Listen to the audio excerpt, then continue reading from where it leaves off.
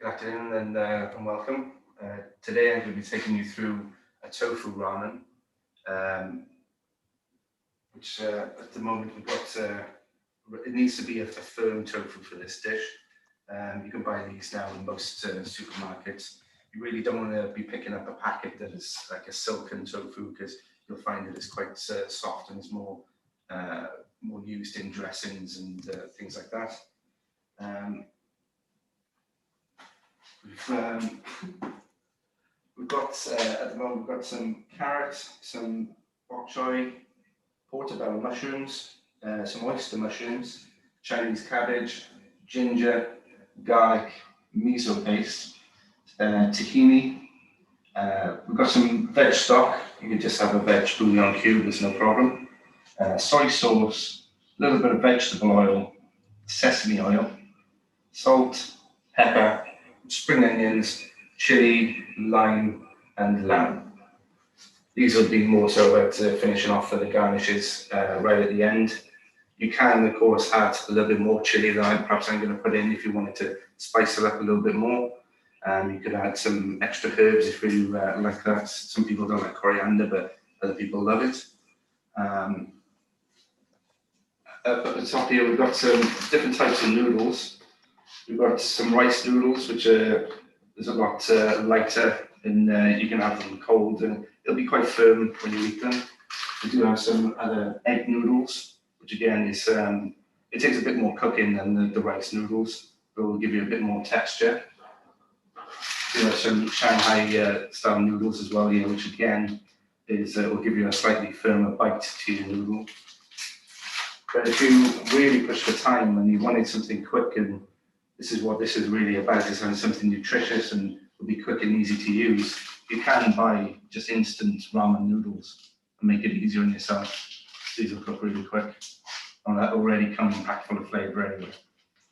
But today we're going to be using the Shanghai style noodles.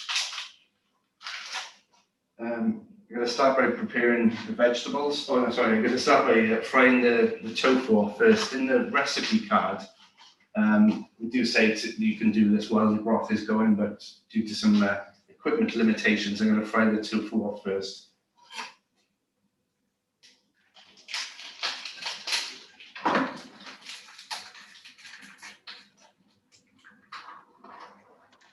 So you can see here, the tofu is really firm.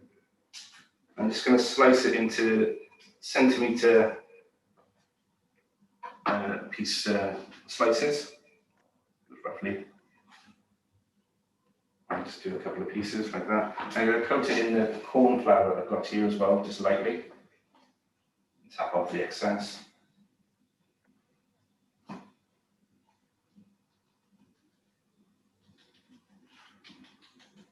Just put that to the side. Just lightly pressing down.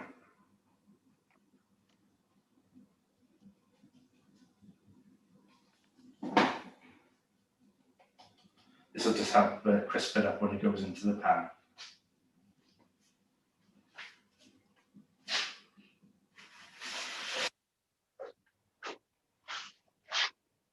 I'm going to use the same pot that we got for the ramen broth itself, but you'd be better off at home just using a normal non-stick frying pan. I forgive the loads.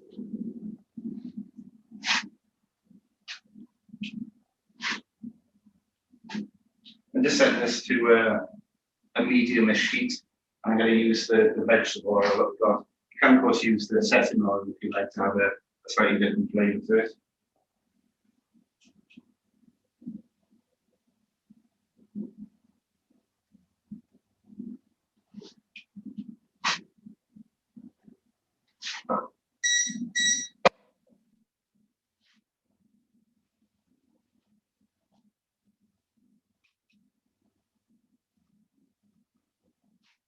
It's important you don't have it on too high, otherwise you will find the tofu will burn quicker than actually going golden brown.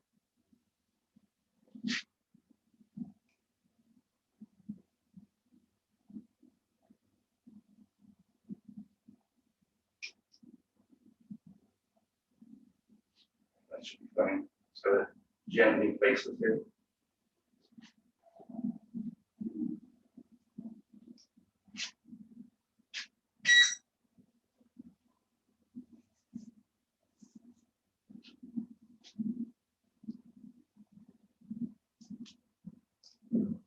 Will take a couple of minutes just so we're looking for a nice golden colour both sides.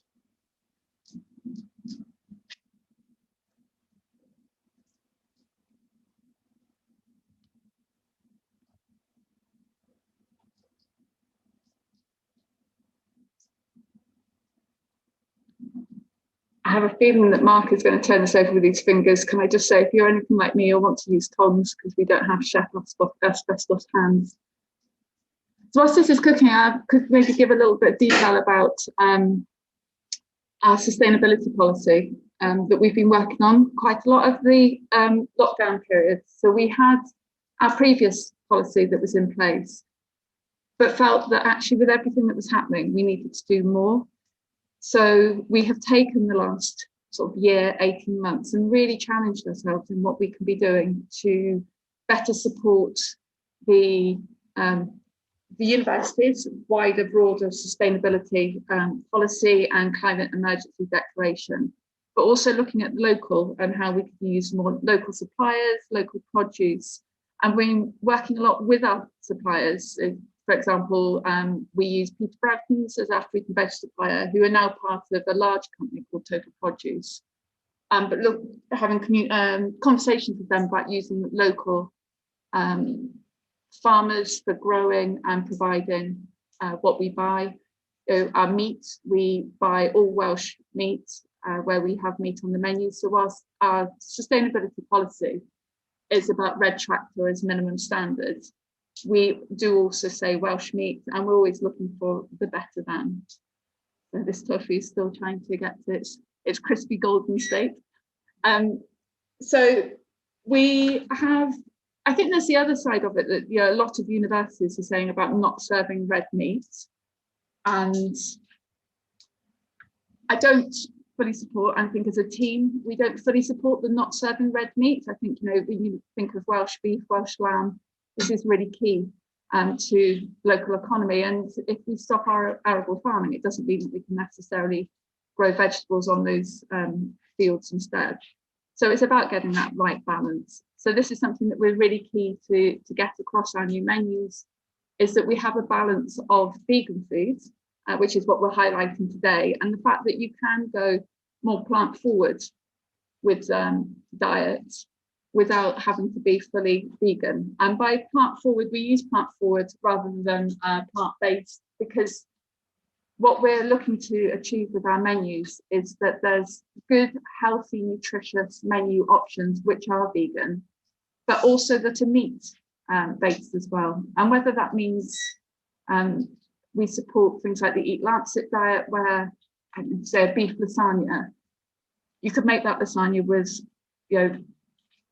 high quality Welsh beef, but not you're substituting maybe sort of 30% of the recipe's beef content for lentils or mushrooms instead, to strike that balance of healthy, nutritious, but also the plant forward approach. So it's very much the direction that we've been working on.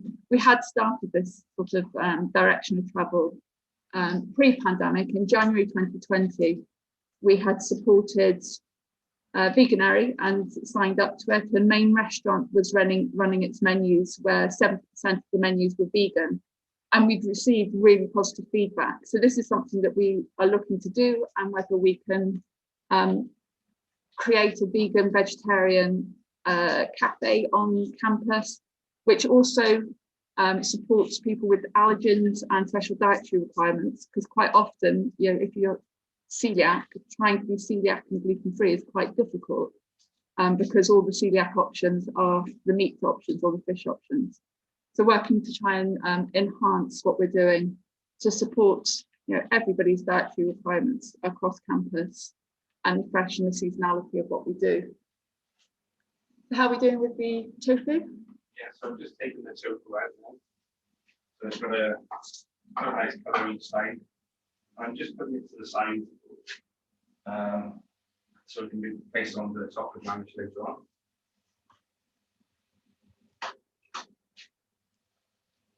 I'm going to add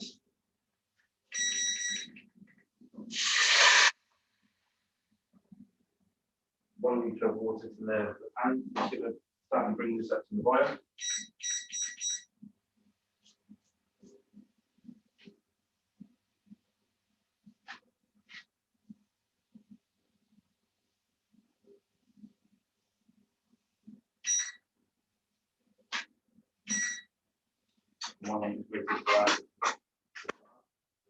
Start to peel the garlic out.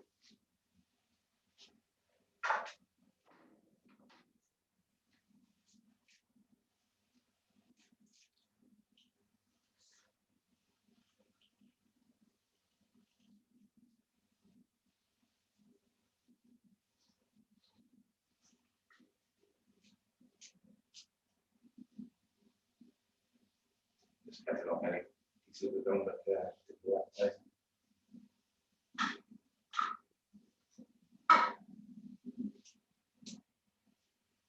Are you chopping the garlic into Yes. small dices? Yeah. I always find that as you get further down the garlic, I end up with that end bit that I just can't quite get to. Is there any sort of way that you can chop it to make it easier, that you don't end up taking off the fingernails? Yeah, I was going to start by just slicing this down into thin strips.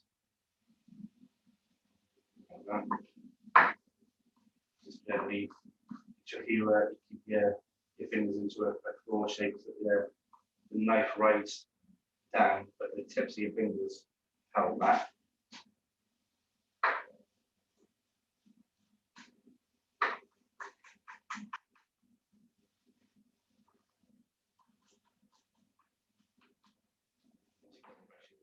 I'm just going to gently run the knife through.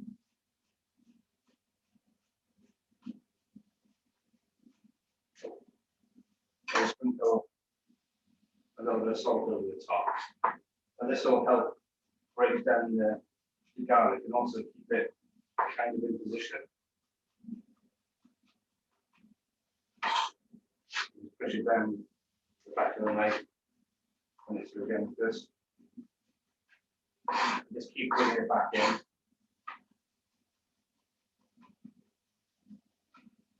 And the salt will help keep this garlic together and also help break this down for you. And keep flattening out, run the knife over the top.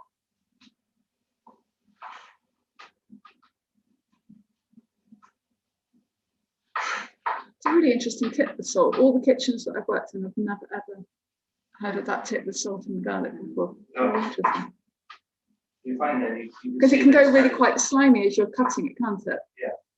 You find that you can just keep going through it. It just makes it a lot easier to cut you down.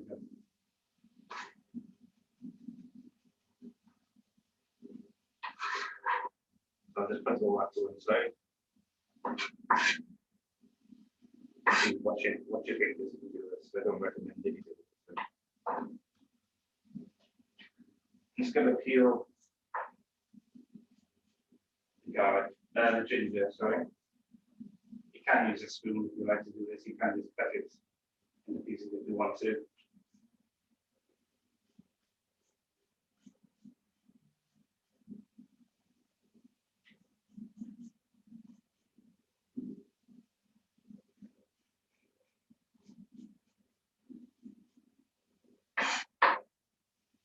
I'm just gonna cut them into rough pieces and then break it up slightly with the back of my knife. It's just enough to it will help get the flavours out into the broth. And these pieces can just get dropped in. So in the pan, has that got the sesame oil in there? Not yet. It's just all that's in the pan at the moment is the water, the ginger I've just crushed up, got the bits of garlic going in there. That's up to the boil now. It's rapidly boiling. So I'm just gonna bring it down.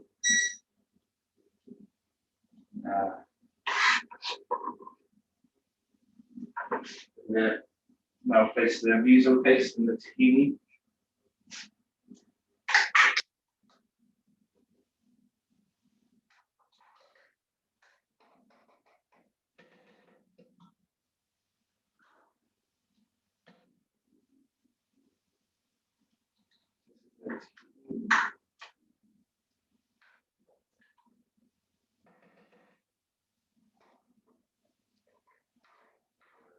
Try and help break up the paste. You add the soy sauce.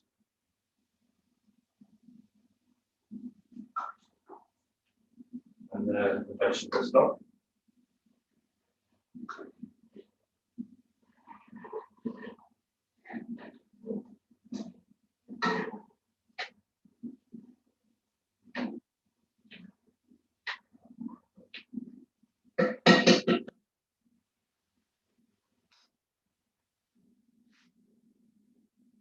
Let's just need to come back up to the boil. Gently simmer it now for a few minutes. And you give it about 5 minutes just so that your chunks of ginger are starting to go soft.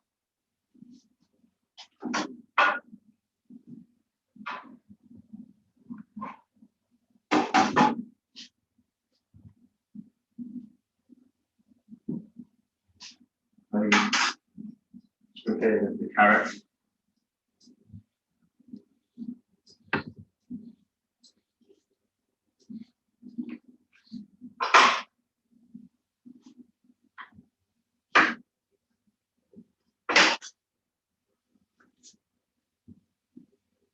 So the first slice is one nice and thin, but then with a flat edge, then it means that it's easier and it's more stable to cook, to cut. Sorry. And then again, I'm just going to slice thin strips down.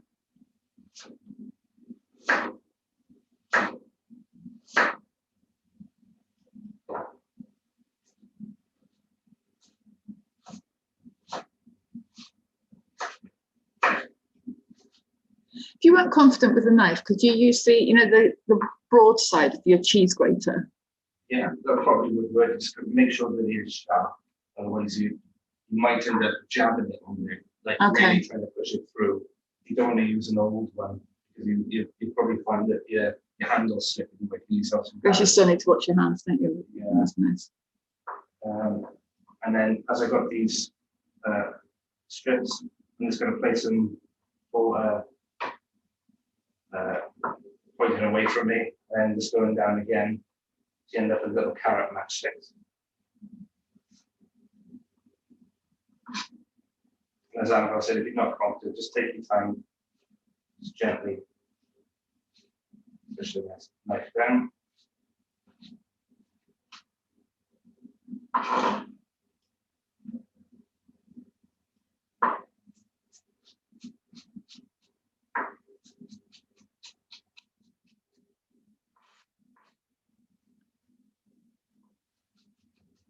Have you found the rise in vegan, the requirement for vegan dishes on the menus, quite exciting and interesting to be challenged with? Because I mean, if you think back even sort of 5 years ago, if you went into a restaurant and asked for vegetarian, you were sort of told a salad, or working as a member of staff in restaurants and things, it was cheesy chips was all the chef ever gave you for lunch when you were vegetarian, with the roll of the eyes.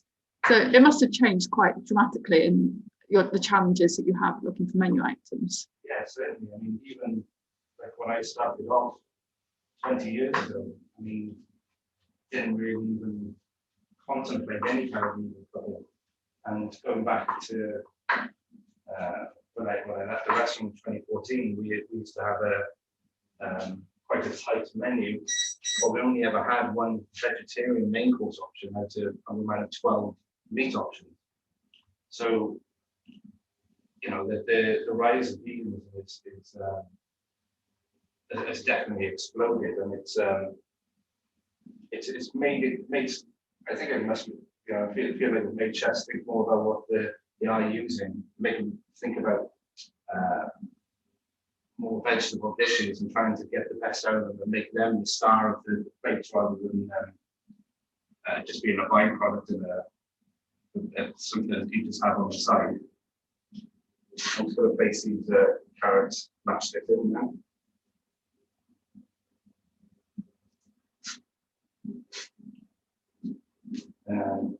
And add the noodles.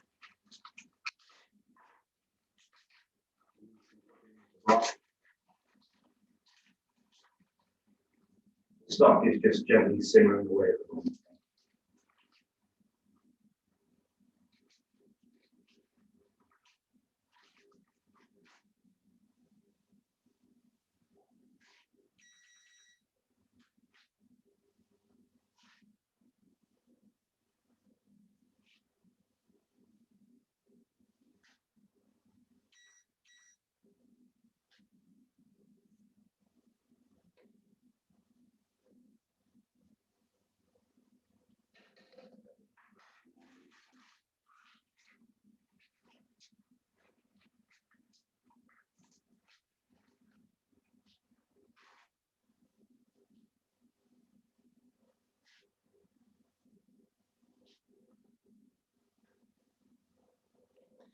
So in this recipe, is it just the noodles that have gluten in? Soy sauce would have gluten as well. You can buy gluten-free soy sauce. It might take some finding. It's not something that is always stocked by supermarkets, but they do stock it. I say Tesco seem to be the best for gluten-free products, and the range that they have seems to be really good. Yeah, Tesco have a massive range of free-from products. You can definitely get the soy sauce gluten-free from there. Yeah, that would be. And also, if you wanted to swap out to a gluten-free noodle, any rice product, the rice noodles is a good swap as well. Because I find with these style of menus, you can easily adapt them. You know, so if you're cooking for a friend who is sort of celiac and can't eat gluten, it's quite easy now to adapt menus out to find new alternatives. Yeah, there's certainly a wide range of products out there, but it's massive compared to what it was. But we were only talking the other day, it wasn't that long ago, where you could only really get it on prescription through the doctor if you wanted access to bread and pasta. It was on prescription, and the supermarkets really had nothing available. Yeah. But I guess to go back to sort of vegan ingredients, it's quite similar as well, isn't it? Because if you were vegan before, your menu choice was just really vegetables on a plate, but there's so many substitutes now with the tofu that you're using today. I can't think now, polenta, soya. Yeah, you can get all the more exotic things, and some of the stuff that I hadn't heard about until quite recently. They're using a seitan and tempeh I'd never used before for a couple of years ago. So there's certainly a wider range of products out there now. And there's a lot that actually have that texture, don't they, of meat. So if you think jackfruit, when you eat that, it really has that texture of pulled pork, that you could use it in a pulled pork burrito, and you're putting jackfruit in place. So a lot of the recipes which are, historically meat recipes, you can, with corn and all of these, you're just substituting out the meat. So the recipe's pretty much the same, isn't it? Yeah. That you're just substituting? It's definitely an easy swap. It's like you talked about with the lentils being in as a substituting a percentage out instead of minced beef or something. It's not noticeable really about when you cook it out, and it does make a massive difference to reducing your carbon footprint. The products are out there that like the jackfruit. I mean, it's such an easy thing to do, and you don't lose any of the quality. There's other interesting items like banana blossom as well, which you can buy in tins. Jackfruit you can buy in tins. I've just added the stalkier part of the Chinese cabbage just to the bottom. That's simmer for a moment. All of these products that are out there are really good products, and they're a good receptacle for the flavours that you to use instead of using meat. Because banana blossom quite often gets battered, doesn't it, and used as the vegan fish and chips. So you get your battered banana blossom, or temper, I guess is the other one that gets used quite a lot as a fish replacement. That's it, yeah. You do see that quite a lot now. When people are making up the batters, they'll use the juice of the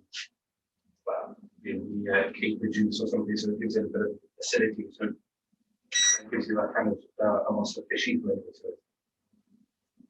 And with the products being the tempers, it's good when the banana blossom gives you a nice meaty bite to it. So it gives you that fishy flavour, fishy feel.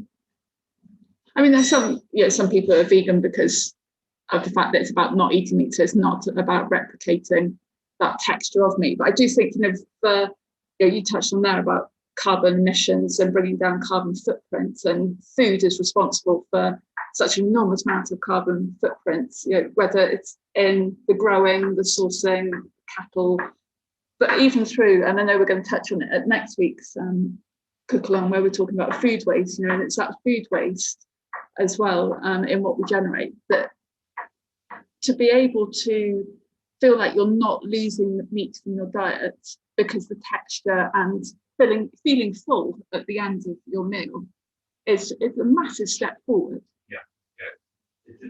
It's such a small change in your diet, and it's an easy substitution that you can make, so that you're a bit more flexitarian in your approach. If everybody does it, then it just makes such a huge difference to the carbon footprint worldwide. It's really a good thing to love to do. Right, so just like the portobello mushrooms going, so that will add a nice flavour to it. Because they're a bit thicker and denser, I now then to cook it a bit first before I put in the oyster mushrooms, because they're slightly dense. But of course, these are optional, so you don't have to. But not a massive fan of mushrooms, you don't have to. Is there an alternative vegetable that you could use instead of the mushrooms? It's just about what you personally like, really. You could add some of the other products that we talked about, maybe. Exactly on the spot there when you're focusing on. Sorry, yeah. You're trying to put it in the pan. I guess with the fact you've got sort of the pak choy, you've got all those spices, going through, and the cabbage and carrots. That if you just wanted to omit it, you just put more of the same. Yeah, you can just pop out the products. Like I'm just going to put in now some of the pak choy, which is washed.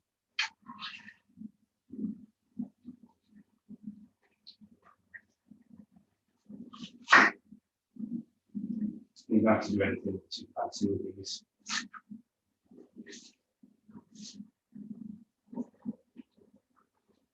It's very green with the bok choy, that's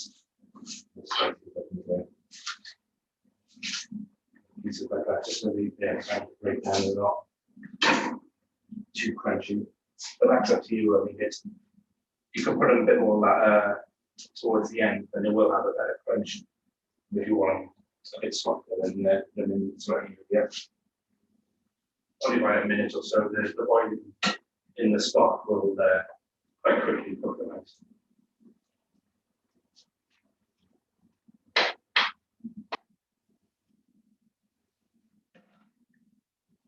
You don't have to have it rapidly boiling like a volcano. Just a gentle simmer will be enough to cook out the ingredients.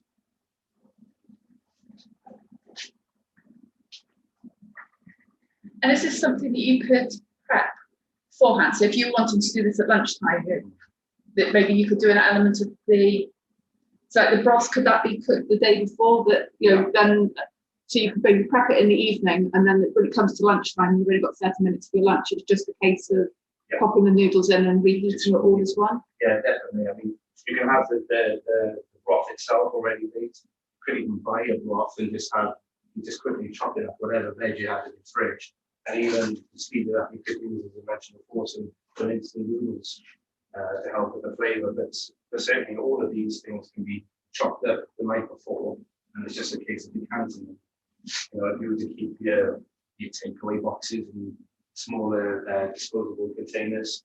You just have those set out in the fridge, and it's just a case of combining them all in a pan.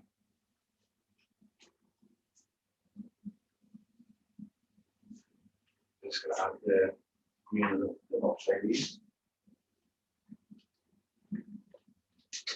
Okay, question here. Rice vermicelli noodles, do they need the same cooking as in the recipe card? The packet says 8 to 10 minutes, which seems a long time for tiny noodles. Yeah, that does seem excessive. I would say no. It would only take a few minutes. So I would think, yeah, 4 or 5 minutes off the top of my head. Quite often you find with these things, it all depends on how much texture you want to the noodle. Like with pasta, some people prefer it a little bit al dente, some people want it cooked completely out. So you might find it's a little bit of trial and error, and you like it cooked a little bit more, so it doesn't have so much of a bite. But yeah, about 4 or 5 minutes I would have thought would be fine, similar to the noodles now. I think this is pretty much there, really. I have to say, it's smelling delicious. So I'm just going to turn this heat down a sec. We do have here at the sec.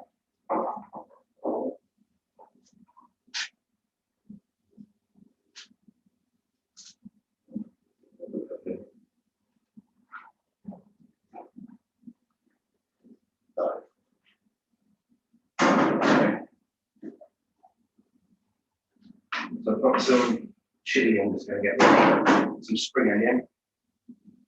I'll take the stalk part off the spring onion.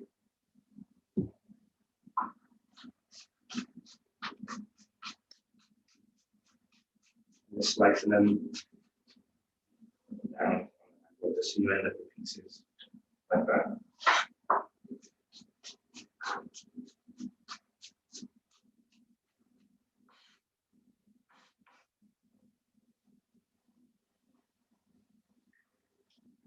I'm gonna take the seeds out.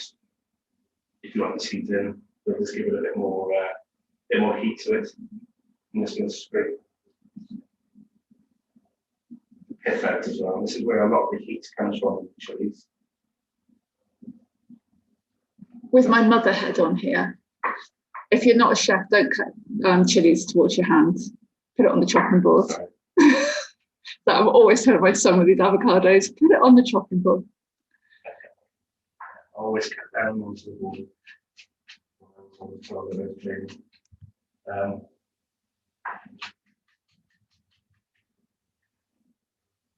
Just gonna do it again. Remember to give your hands a very good wash after as well. And your balls as well. And your utensils.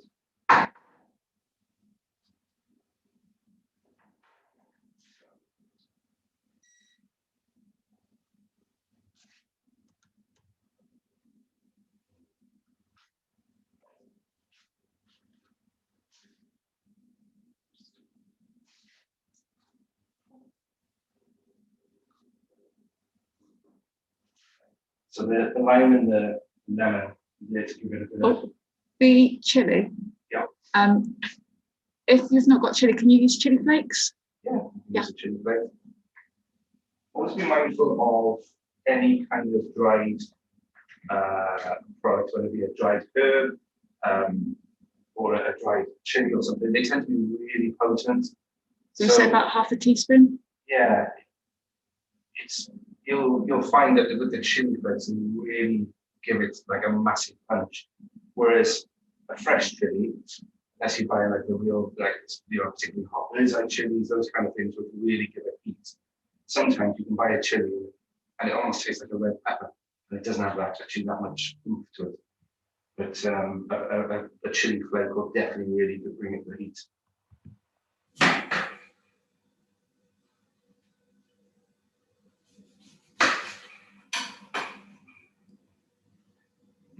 Then I'm going to add lemon and lime to the broth. This is purely optional.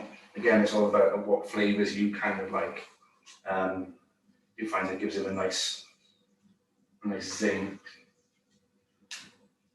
And if you squeeze the lemon or the lime kind of facing up towards you so it drizzles down, you should find then that you don't get all the seeds coming into the whatever it is that you're juicing.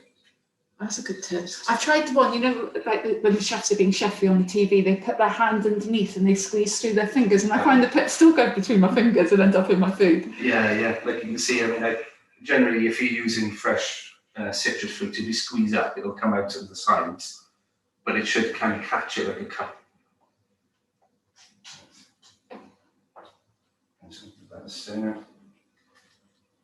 So produce like tofu, I mean, it's far more accessible now through the supermarkets, but I guess even through our suppliers, it's quite difficult to get wholesale, is there? I mean, we've partnered with specialists, sort of vegetarian, vegan, you know, the wholesaler who this is their specialism, for us to be able to diversify our menu. Yeah. So like you can. It also depends on the area where you're living and the diversity of the demographic there. But certainly, your major supermarkets will sell items like tofu. If you go to some of the larger supermarkets that are in actual size, you might find that they have a nice wide range of tofu products. Like you can get smoked tofu. You can buy ones that have already been fried.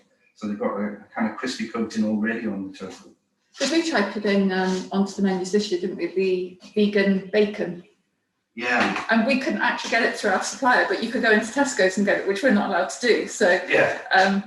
So it can be frustrating, I guess, for you sometimes when you're wanting to put things on the menu because they're things that you can see, but because we use wholesale suppliers, we're restricted by what's available. Yeah, and which isn't as broad as the supermarkets can offer as a customer. And especially when you're trying to encourage people to go a bit more flexitarian. So it's much easier to do that when you can give people a product that is already similar to what they're used to eating. Right. And is it easy with vegan dishes to make sure you're still getting all your nutrients in the food that you're eating? Yeah, so there are considerations that you need to, if you're going purely vegan, you do need to have a nice balance of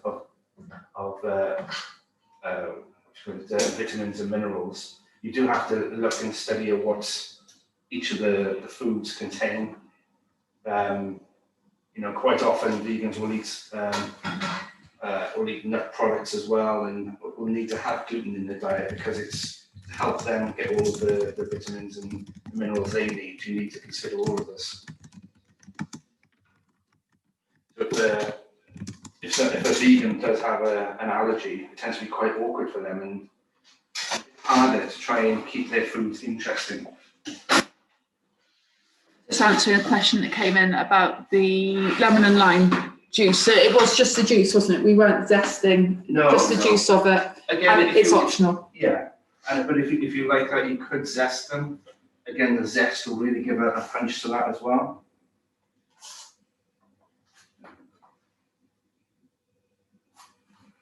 I'm just gonna.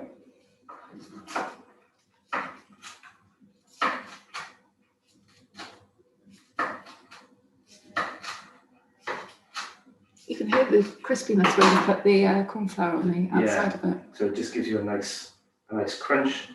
And this is just to serve over the top.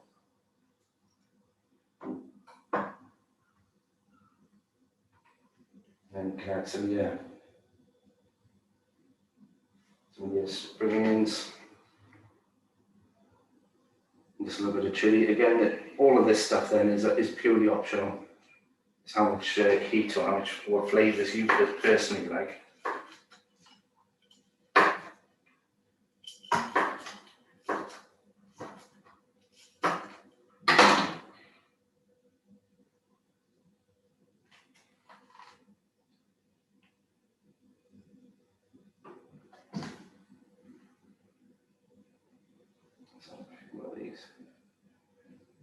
That's a beautiful colour on the top, doesn't it? The chili and the spring onion. Yeah.